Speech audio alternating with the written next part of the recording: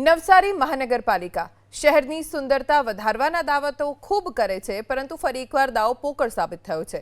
4,33,00,000ના ખર્ચે light and sound music fountain તૈયાર કરાયો હતો, પરંતુ આજે તે ધૂળ ખાઈ રહ્યો છે।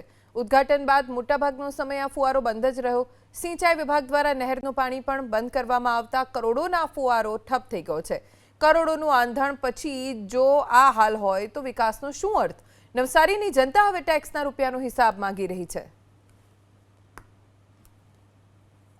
હમણાં થોડા સમય પહેલા જ નવસારી મહાનગરપાલિકામાં બાળકો માટે લાઇટ અને ડાન્સિંગ શો જે ચાલુ થયો હતો તે ટૂંક સમયમાં જ બંધ થઈ ગયો।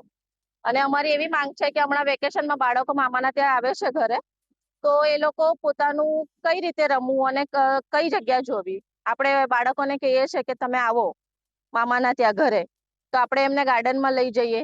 પણ આપણી એવી ઈચ્છા છે કે આ જે ડાન્સિંગ શો હતો આપણો મ્યુઝિકલ એ જલ્દી ચાલુ થાય, અને જે પણ તમે નવસારી માટે જે ગ્રાન્ટ પાસ કરો છો તે નાગરિકોને પૂરેપૂરી આપણને જે પણ છે તે સગવડ મળી રહે, એવી અમારી માંગ છે। નવસારી મહાનગરપાલિકા બની ત્યારે ફરી એકવાર એ ફુવારા પર લગભગ 4,33,72,639 રૂપિયાનો ખર્ચો કર્યા બાદ એ ફુવારો ચાલુ કરવામાં આવ્યો હતો।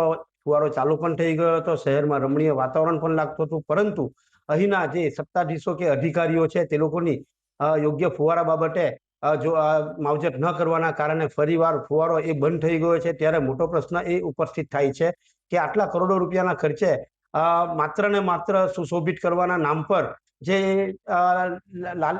લીપાટોપી કરવામાં આવે છે અને લોકોના રૂપિયા વેડફવાનું મોટામાં મોટું ષડયંત્ર કરવામાં આવે છે, તો ત્યારે ચોક્કસ કહી શકાય છે ને શહેરમાં પણ ચર્ચાનો વિષય બન્યો છે કે આ કરોડો રૂપિયા જે ફુવારામાં ખર્ચવામાં આવ્યા છે તે બધા જ ફુવારાની ઓસમાં ઉડી ગયા હોય એમ ચોક્કસ કહી શકાય છે।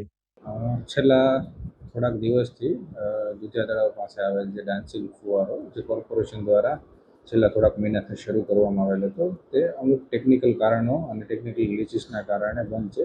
2 વખત ટેકનિકલ ગ્લિચીસ સોલ્વ કરવા માટે ટેકનિકલ ટીમ દ્વારા પ્રયત્ન કરવામાં આવેલ હતો, પરંતુ જરૂરી વધારા માટે હજુ થોડો સમય માગેલે એમ છે। એટલે ટેકનિકલ ગ્લિચીસ સોલ્વ થશે એટલે પૂર્ણ શરૂ કરી દેવામાં આવશે।